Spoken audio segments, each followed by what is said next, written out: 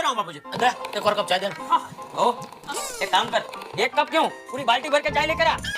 भाई तू चाय से ही नहा ले। आइडिया अच्छा है बाबूजी। ऐसे टमला से नहाते नहाते जितना मर्जी उतना चाय पी सकते हैं।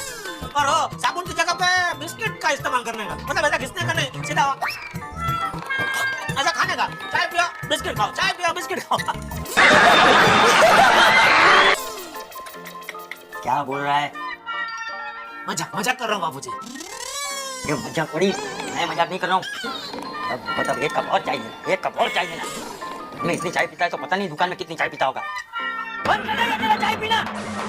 और गांधी जी बंद, गांधी जी की तरह बकरी का दूध पीना शुरू कर दे, सेहत के लिए अच्छा होगा। अब देखो तो चाय चाय चाय चाय लो, कहीं लो, जा चाय पीने जा। नहाने जा, नहाने जा।